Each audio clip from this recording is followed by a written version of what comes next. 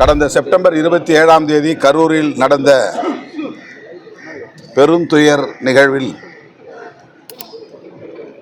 பலியான 41 பேர் குடும்பத்தினருக்கும் இன்று விடுதலை சிறுத்தைகள் கட்சியின் சார்பில் தலா 50,000 இழப்பீடு வழங்க உள்ளோம். கரூர் மாநகரத்தில் ஒரு திருமண மண்டபத்தில் இந்த நிகழ்வு ஒருங்கிணைக்கப்பட்டிருக்கிறது. பாதிக்கப்பட்டவர்களின் குடும்பத்தை சார்ந்த உற்றார் உறவினர்கள் இதில் பங்கேற்க இருக்கிறார்கள். பலியான தோழர்கள் 41 பேருக்கும் குழந்தைகள் உட்பட அங்கே அஞ்சலி செலுத்த இருக்கிறோம். பாதிக்கப்பட்ட குடும்பத்தினருக்கு தலா ஒருவருக்கு அரசு வேலைவாய்ப்பு வழங்க வேண்டும் என்று தமிழ்நாடு அரசுக்கு விடுதலை சிறுத்தைகள் கட்சி வேண்டுகோள் விடுக்கிறது.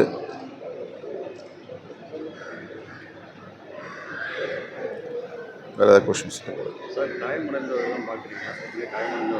இல்லை, உயிரிழந்தவர்களுக்கு மட்டும்தான் உதவி செய்கிறோம். யார் பவுன்சர்? யார்? நம்ம தொண்டரணி, நம்ம கட்சி தொண்டை வந்திருக்காங்க. அவங்களாம் யாராவது வந்திருப்பாங்க. அந்த மாதிரிலாம் எதுவும் கிடையாது. நம்ம கட்சி தொண்டர்கள்.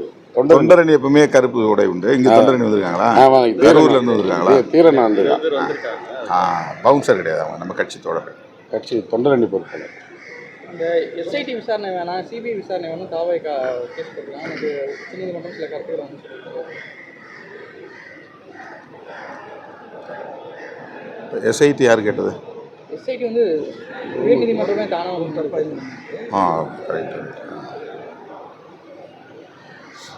இல்லை, அவங்க வந்து என்ன கிரவுண்ட்ஸில் இந்த கோரிக்கை வைத்திருக்கிறார்கள் அப்படின்னு நமக்கு தெரியல. இதை நெரிசல் சாவு அப்படின்னு பொதுவாக எல்லோரும் சொல்லக்கூடிய நிலையில் அது நெரிசலால் ஏற்பட்ட சாவு இல்லை, புறநிலை தூண்டுதலால் நேர்ந்த சாவுகள் என்று அவர்கள் கருதுவதாக தெரிகிறது. அதனால்தான் இதை திசை திருப்ப பார்க்கிறார்களோ என்ற ஒரு விமர்சனமும் கூடவே எழுந்தது. விடுதலை சிறுத்தைகளும் அந்த விமர்சனத்தை வைத்தோம். நெரிசல் சாவு பிறரால் தூண்டப்பெற்று நடைபெறக்கூடிய ஒன்று அல்ல. தன்னார்வத்தோடு வரக்கூடிய தொண்டர்கள் ஒரு குறிப்பிட்ட எண்ணிக்கைக்கு மேல் அதிகரிக்கிற போது பல்வேறு சம்பவங்களில் நிகழ்ந்திருக்கின்றன. மகாமக நிகழ்விலே நடந்திருக்கிறது, கும்பமேளா நிகழ்விலே நடந்திருக்கிறது, பெங்களூர் என்று கருதுகிறேன் ஒரு கிரிக்கெட் விழாவின் போது நடந்திருக்கிறது, ஆந்திராவிலே அல்லு அர்ஜுன் திரைப்படம் பார்க்க போன போது அவரை பார்க்க வந்த இடத்துல அது போன்ற ஒரு சம்பவம் நிகழ்ந்திருக்கிறது.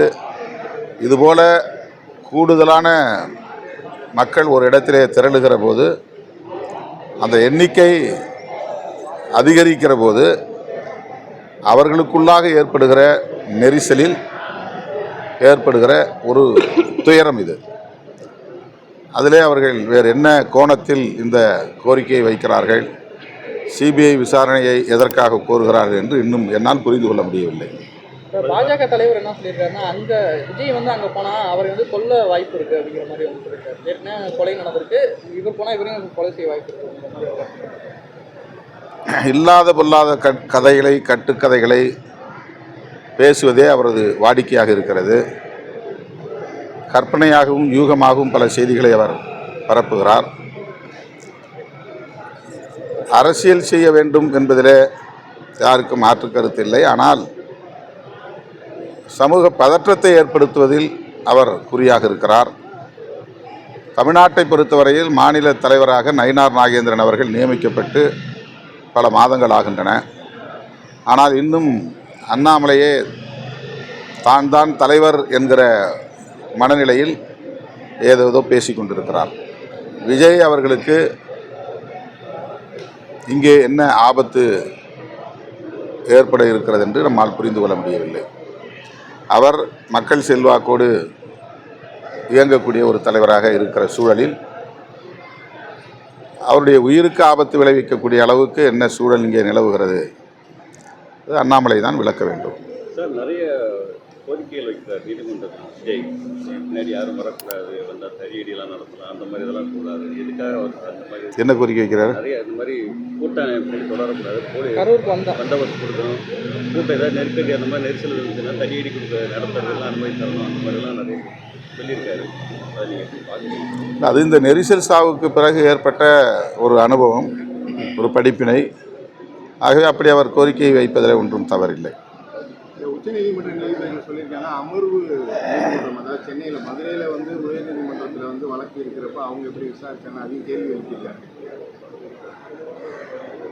மதுரை உயர்நீதிமன்றத்தில் மதுரையில் டிவிஷன் பெஞ்சில் விசாரணை நடக்கும்போது சிங்கிள் ஸ்டேஜ் எப்படி சென்னையில் விசாரிக்கலாம், கரூர் ஜூரிஸ்டிக்ஷன் வந்து மதுரைக்கு சேர்ந்தது, அதனால அப்படி கேட்டிருக்காங்க.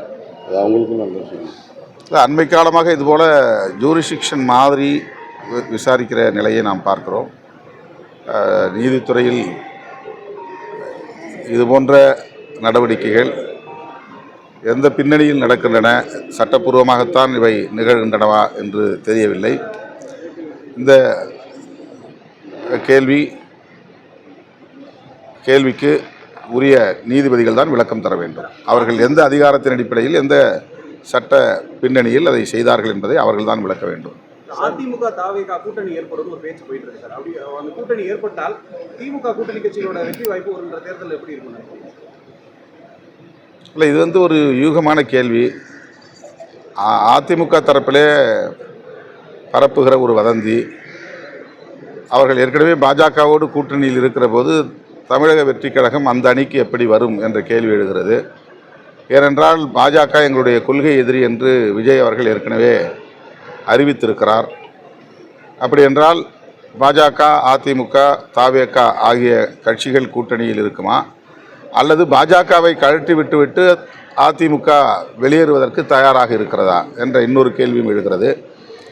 எனவே அதிமுக தலைமை ஒரு கூட்டணிக்கு கூட நம்பத்தகுந்த அந்த நம்பிக்கையுடைய அல்லது நம்பகத்தன்மையுடைய ஒரு கட்சியா என்ற கேள்வி இயல்பாக எழுகிறது. பாஜகவை கழற்றிவிட்டு அதன் பின்னர் தாவேக்காவோடு கூட்டணி வைக்க அவர்கள் தயாராக இருக்கிறார்களா? இந்த கேள்வி எழுகிற போது அவர்களின் நம்பகத்தன்மையும் கேள்விக்குள்ளாகிறது. கடந்த 6ஆம் தேதி இபிஎஸ் விஜய் சந்திப்பு நடந்ததா ஒரு பேச்சு. அதான், அது ஒரு யூகம் தானே.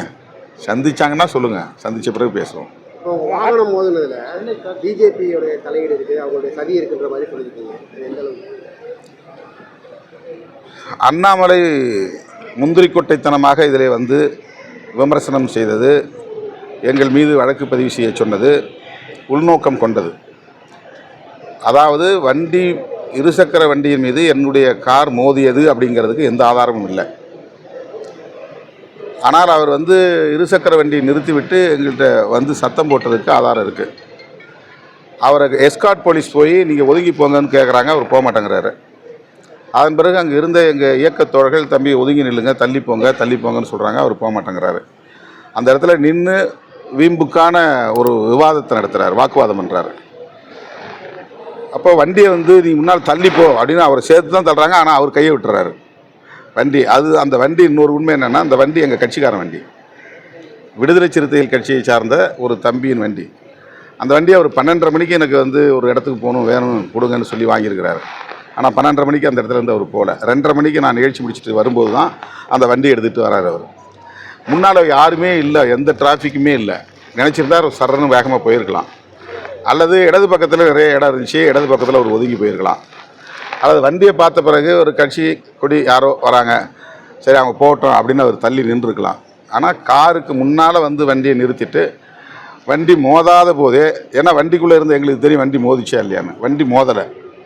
வண்டி மோதுறதுக்கான வாய்ப்பே இல்லை. ஏன்னா அது ஸ்பீட் பிரேக் இருக்குது, அந்த இடத்துல ஒரு 4-5 ஸ்பீட் பிரேக் இருக்குது. நாங்களும் அப்போ தான் நிகழ்ச்சி முடித்து 2 நிமிஷம் தான் ஆகுது, உடனே ஸ்பீடு இருக்கிறதுக்கான தேவை அங்கே இல்லை. அப்போது வண்டியே மோதவில்லை என்கிற போது அண்ணாமலை எந்த புலனாய்வு அறிக்கையை பெற்றார்? வண்டி பைக்கில் மோதிச்சுன்னு சொல்கிறதுக்கு யார் அவருக்கு உறுதிப்படுத்தியது? அவர் ஏன் முந்திக்கிட்டு வந்து விடுதலை சிறுத்தைகள் குண்டர்கள்ங்கிறாரு, ரவுடிகள்ங்கிறாரு? அந்த வீடியோவை வெளியிட்டவர்களுக்கும் இவருக்கும் ஏதோ ஒரு தொடர்பு இருக்கிறது. இந்த வீடியோவை வெளியிடுவதற்கு என்னுடைய காருக்கு முன்னால் இருந்த ஒருவர் தான் எடுத்திருக்க முடியும். என்னுடைய காருக்கு முன்னால் எந்த பிரச்சனையும் இல்லை. ஏன்னா நான் ப்ரொட்டஸ்ட் பண்ணுற இடத்துல தான் எல்லாருமே இருந்தாங்க. வழக்கமாக என்கிட்ட பேட்டி கேட்பாங்க, அன்றைக்கி என்னன்னு தெரியல, பேட்டி கேட்கல. நான் இறங்கி வந்தவுடனே நான் பாட்டுக்கு என் வண்டியில் ஏறி வந்துட்டேன். நல்லா வேர்த்து இருந்துச்சு. நான் தலையை தோட்டிட்டு தான் இருந்தேன். எதுவும் பின்னால் என்ன நடக்குது, சைடில் என்ன நடக்குதுன்னா நான் பார்க்கல. நல்லா வேர்த்து போச்சு. எனக்கு கொஞ்சம் நேரம் துடைக்கலனா கூட தலைவலி வந்துடும். அதனால் நான் வந்து அதை துடைச்சிட்டே வந்தேன். திடீர்னு எல்லாம் கும்பல் குண்டை தான் நான் பார்க்குறேன். ஒரு நிமிஷம் கூட இருக்காது, எங்கள் வண்டி அதுக்கப்புறம் மூவ் ஆயிடுச்சு. அந்த தம்பி அந்த பக்கம் ஓடிட்டார். கும்பலில் என்ன நடக்குதுன்னு கூட நான் பார்க்கல. ஏன் இறங்கலை, ஏன் தடுக்கலை அப்படிங்கிற கேள்வி தான் அவர் எழுப்புறாரு. எனவே முன்னால் வந்து ஒரு ஆளை செட் பண்ணி வச்சு இந்த வீடியோவை எடுத்துருக்குறாங்க. அந்த வீடியோ உடனடியாக வந்து அண்ணாமலைக்கு போயிருக்கு, அல்லது அந்த வீடியோ உடனடியாக ஒரு தனியார் தொலைக்காட்சி போயிருக்கு. சம்பவம் நடந்தது 2:34. ஆனால் அந்த வீடியோ வந்து அந்த தனியார் தொலைக்காட்சியில் 2:39க்கு அப்லோட் பண்ணுறாங்க. 5 நிமிஷத்தில் அந்த வீடியோ, அந்த தனியார் தொலைக்காட்சிக்கு வீடியோ எப்படி கிடைச்சிது? அவர் அங்கே வந்து எடுத்தாரா, அல்லது அவருக்கு வேறு யாராவது கொடுத்தாங்களா? உடனடியாக அண்ணாமலைக்கு மட்டும் எப்படி அந்த செய்தி வந்து தெரியுது? அவர் வந்து அடுத்த 1 மணி நேரத்தில் வந்து விடுதலை சிறுத்தைகள் வந்து குண்டர்கள், அவங்கள கைது பண்ணணும், திருமாவளவனும் அதுக்கு வந்து வேடிக்கை பார்த்துட்டு இருந்திருக்கிறாரு அப்படின்னு அவர் கண்டிக்கிறாரு. அதனால் எங்களுக்கு நாங்கள் விசாரித்து வரலாம், பொலிட்டிக்கலாக எங்களுக்குள்ளே கனெக்டடு அந்த லிங்கில் விசாரித்து வரலாம். இதுக்கு பின்னால் பிஜேபி இருக்குது. இது மாதிரி நான் ஆர்ப்பாட்டத்துக்கு வரேங்க தெரிஞ்ச உடனே அங்கே இருக்கிற அட்வொகேட்ஸ்கிட்ட சொல்லி அங்கே ஏதாவது ஒரு பிரச்சனை பண்ணுங்க அப்படின்னு சொல்லியிருக்கிறாங்க. இந்த பிரச்சனை நடந்திருக்கு. இது திட்டமிட்ட ஒன்று. இது குறித்து நான் வந்து முதல்வரை சந்தித்து இதை முழுமையாக ஒரு விசாரணை நடத்தணும்னு நான் கோரிக்கை வைக்க இருக்கிறேன். ஏன்னா இது என்னுடைய பாதுகாப்போடு தொடர்புடைய ஒரு விஷயமா இருக்குது. நான் முதல்ல இது வந்து ரொம்ப சிம்பிளாக நினச்சேன். ஒன்றும் இல்லை தம்பி, விடுங்க பிரச்சனை பண்ணாதீங்கன்ட்டு நான் போயிட்டேன். அதுக்கப்புறம் வந்து தோழர்கள்லாம் மறியலில் உட்காந்தானோடனே டிசி லைனுக்கு வந்தார். சார் அது ஒன்றும் இல்லை சார், நான் போக சொல்லிட்டேன், நீங்கள் அந்த தம்பியை விட்டுருங்க, அவர் யாருன்னு தெரியாது. இப்போ அவர் வந்து வக்கீல்னு எங்களுக்கு தெரியுமா, அவர் என்ன சாதின்னு தெரியுமா, என்ன மதம் தெரியுமா, என்ன கட்சின்னு தெரியுமா, ஆனால் அவருக்கு நான் யாருன்னு தெரியும். நான் உள்ளே இருக்கிறது தெரியலனா கூட கட்சி கொடி தெரியும். எனக்கு பின்னால் போலீஸ் எஸ்கார்ட் வராங்க, அவங்க சைரன் போட்டு வராங்க. இவ்வளவு தெரிஞ்சும் வண்டி மோதாத போதே ஒருத்தர் அது வண்டிக்கு முன்னால் சென்ட்ரலில், ரோட் சென்ட்ரலில் வண்டியை நிறுத்திட்டு அவர் நோக்கி வந்து அப்பயும் டிரைவர்கிட்ட போகல, என்கிட்ட நோக்கி வந்தாருங்கிறாங்க. நான் சரியாக அதை கவனிக்கலை. நான் கவனிக்கலாம், தலை தொடச்சிட்டு இருந்தேன். இப்போ இந்த விவகாரத்தில் பிஜேபி உடனடியாக ஆர்எஸ்எஸ்காரங்க தான் வேகமாக இறங்கி இதில் வேலை செய்கிறாங்க. ஆர்எஸ்எஸ் பிஜேபியோட தொடர்புள்ளே சாதி அமைப்புகள் வேகமாக வேலை செய்கிறாங்க. ஒரு சமூக பதற்றத்தை உருவாக்குவதற்கு இந்த தனியார் தொலைக்காட்சியும் அண்ணாமலையும் காரணமாக இருக்காங்க. இப்போ எனக்கு வந்து எனக்கோ எங்கள் கூடியிருந்த தம்பிகளுக்கோ யார் என்ன, அவங்களுக்கு என்ன அடையாளங்கிறது தெரியலாம், ஆனால் அவர் என்ன அடையாளம் யாருக்குமே தெரியாது. உடனே இந்த சாதி பார்த்து தான் அவங்க அடித்தாங்க அப்படின்னு ஒரு சாதிக்கு எதிராக எங்களை நிறுத்துறாங்க. நாங்கள் எப்படி ஒரு சாதிக்கு எதிராக செயல்பட முடியும்? அப்போ எங்களை ஒரு சாதிக்கு எதிராக நிறுத்துகிற முயற்சியில் ஏன் வந்து அண்ணாமலை ஈடுபடுறாரு? சமூக பதற்றத்தை உருவாக்குறாரு. அவர் முதல்ல தமிழ்நாடு தலைவர் பதவியிலிருந்து வெளியே போயிட்டது அவருக்கு தெரியுமா தெரியாதா? அந்த பிரச்சனையை அவர் நயினார் நாகேந்திரன் அவர்கள் வந்து அட்ரஸ் பண்ணட்டும். இவர் கருத்து சொல்ல உரிமை இருக்குது, ஆனால் பதற்றத்தை உருவாக்குறதுக்கும் ஒரு புலனாய்வு நடக்காத போது வண்டியில் போய் மோதுனதுங்கிறது என்ன ஆதாரம்? வண்டியில் மோதுனதுங்கிறதுக்கு ஆதாரம் காட்ட சொல்லுங்கள், நான் மன்னிப்பு கேட்குறேன். சார் எல்லா சேனலுமே உடனே லைவ் பண்ணுறாங்க. எல்லா சேனலும் பண்ணல, சொல்கிறதே கேளுங்க. ஏன் எல்லா சேனல் மேலே நாங்கள் புகார் கொடுக்கல? எல்லா சேனல்லையும் தானே செய்தி வந்தது, எல்லா சேனல்லையும் செய்தி வந்ததில்ல, ஏன் வேறு சேனலில் நான் சொல்லலை? இந்த டிவிக்காக வந்து தொடர்ந்து பல வருஷமாக ஒரு சைடு எடுத்து ஒரு அவதூறு பரப்புறதுலையும் வதந்தி பரப்புறதுலையும் சமூக பதற்றத்தை ஏற்படுத்துறதுலையும் குறியார்ந்து செயல்படுறாங்க. நாங்கள் இல்லைன்னு மறுத்தது பிறகும் திரும்ப வந்து மாட்டிக்கொண்ட வீசிக்கான செய்தியை போடுறாங்க. பைக்கு மோதியது, பைக்கின் மீது திருமாவளவன் கார் மோதியதுன்றாங்க. கார் மோதியதுங்கிறது என்ன செய்தி? அது மோதியதாக தெரிகிறதுன்னு வேணா சொல்லியிருக்கலாம்ல, அப்படி சொல்லப்படுகிறது சொல்லலாம்ல, அல்லது அந்த பையன் சொல்கிறான்னாவது சொல்லணும்ல. இவங்க எப்படி ஒரு முடிந்த முடிவுக்கு வராங்க, உறுதியான முடிவுக்கு? இவ்வளவு நடந்த பிறகும் நேற்று நீங்க பேசுறப்ப அவர் வாங்கின அடி பத்தாதுன்னு சொல்லலை, அதெல்லாம் தப்புங்க, அப்படிலாம் சொல்ல கிடையாது.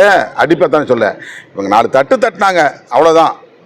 அது வந்து நான் வந்து வீடியோவில் தான் பார்த்து தெரிஞ்சுக்கிட்டேன், வண்டியில் உட்காந்து நான் பார்க்கல. என் வண்டி நகர்ந்துருச்சு, அந்த மொத்த செகண்ட்ஸே பாருங்கள், 30 செகண்ட் 40 செகண்ட்ஸ் தான் நடந்திருக்கும். சுற்றி சூழ்ந்து நின்றுட்டாங்க வண்டிக்கு முன்னால். அங்கே என்ன நடக்குதுன்னு தெரியாது, நான் உள்ளே உட்காந்துருக்கும் போது. அந்த மாதிரிலாம் நான் வந்து விட்டுட்டு ஒரு ஆள் கிடையாது. பிரச்சனை டக்குன்னு ஸ்பாட்டில் இறங்கிடுவேன் நான். உரைச்சி போதும் வேற டைமென்ஷன் சொல்றாங்க. அதாவது என்ன, ஏங்க ஒரு கட்சி தலைவருடைய ஏங்க அடங்கம் இருக்கிறதுக்கான முழக்கம் வேறுங்க. அது வந்து நான் கிட்டத்தட்ட 35 வருஷமாக சொல்லிட்டு இருக்கிறேன், அவங்களுக்காக சொல்லலை. ஒடுக்கப்பட்ட மக்கள் அனைவரும் வந்து இது மாதிரி ஒடுங்கி கிடக்காதீங்க, கேஸ் போட்டானாக்கா பயப்படாதீங்க, யாராவது வந்து உங்களை மிரட்டானா பயப்படாதீங்கன்னு சொல்கிறதுங்கிறது அது ஒரு அரசியல் முழக்காது. அது யாரும் ஒரு குறிப்பிட்ட சாதிக்கு எதிரானது இல்லை, ஒரு சமூகத்துக்கு எதிரானது கிடையாது. அது உலகம் முழுக்க பொருந்தும், எந்த சமூகத்துக்காக இருந்தாலும் அது பொருந்தும். அது எதுவாக இருந்தால் நான் என்ன சொன்னேன்னா, அவங்க யாரும் திட்டமிட்டு அடிக்கல, அவன் முறைக்கிறான், திரும்ப முறைக்கிறான். எஸ்கார்ட் போலீஸ் வந்து சொல்கிறாங்கல்ல, தம்பி ஒதுங்க, என்ன ஒதுங்கி இருக்கலாம்ல, அதுக்கு அடுத்து இருக்கிற தம்பிங்கெல்லாம் ஒதுங்குன்னு சொல்கிறாங்களா, ஒதுங்கலாம். அப்போ என்ன நோக்கம்? வண்டி மோதி கீழே விழல, இல்லை வண்டி மோதி ஒரு ஏதாவது ஸ்க்ராட்ச் இருக்கா காட்டுங்க, ஒரு டெஸ்ட் எடுங்க. இந்த வண்டி அந்த வண்டி மோதுனுங்கிறதுக்கு ஏதாவது பெயிண்ட் ஒட்டியிருக்கும்ல. எந்த இன்வெஸ்டிகேஷனும் நடக்காத போது வண்டி மோதிதுன்னு ஏன் சொல்லணும்? அப்போ ஒரு சமூக பதற்றத்தை உருவாக்குறதுக்கு முயற்சிக்கிறாங்கல்ல, அந்த டிவி மட்டும்தானே அதை செய்யுது. திரும்ப திரும்ப செய்கிறாங்களே. மறுபடியும் போய் ஒரே ஆள் போய் அவங்கள்ட்ட பேட்டி எடுக்கிறது, இவங்கள்ட்ட பேட்டி எடுக்கிறது, ஒரு 3-4 பேர்கிட்ட பேட்டி எடுத்து அது அவங்க வந்து சமூகத்தெல்லாம் பேரை சொல்லி திருமாவளவன் அடிக்க சொன்னாரும் பேட்டி வாங்கி போடுறாங்க. இது உண்மையா? அப்போ இதெல்லாம் நீங்கள் ஒத்துக்கிறீங்களா? இதுதான் அவங்க ஊடக அறமா? இது உண்மையை திரிக்கிறது தான் ஊடக அறமா? அது ஒரு நேர்மை வேண்டாமா ஊடகத்துக்கு? ஒன் சைடு எடுத்து செய்வாங்க, அவதூறு பரப்புவாங்க, வதந்தியை பரப்புவாங்க, சமூக பதற்றத்தை பரப்புவாங்க. அதையெல்லாம் ஊடக சங்கங்கள் வந்து அங்கீகரிக்குது. அப்போ நான் ஊடகவியலாளர் பக்கம் நிற்கிறவன் தான். ஊடகவியலாளருக்காக எத்தனை முறை நான் போய் களத்தில் நின்றுக்கிறேன். நான் என்றைக்கு நிற்பேன், இன்னைக்கு நிற்பேன், நாளைக்கு நிற்பேன். அது ஆனால் ஒன் சைடு எடுத்து வேலை செய்யக்கூடிய ஊடகங்களை நீங்கள் எப்படி வந்து அங்கீகரிக்கிறீங்க? பைக்கு மோதி இருக்கிறதுக்கு நீங்கள் ஆதாரம் காட்டுங்க. மற்ற சங்கங்கள்லாம் இன்றைக்கி என்ன கண்டிச்சிருக்காங்கல்ல, அந்த சங்கங்கள் எடுத்து இந்த ஃபுட்டேஜ் இருந்தால் எடுத்து காட்டுங்க. உன் கார் வந்து அதில் மோதிச்சு, அதனால தான் அந்த செய்தியை போட்டாங்கன்னு காட்டுங்க. நீங்கள் என்ன சொன்னாலும் நான் கேட்டுக்கிறேன். பொது இடத்துல நான் மன்னிப்பு கேட்குறேன். இன்னொரு தரப்பு வந்து Z+ பாதுகாப்புக்காக நீங்கள் அதெல்லாம் எனக்கு எந்த பாதுகாப்பும் தேவையில்லைங்க. மக்கள் பாதுகாப்பு போகும்.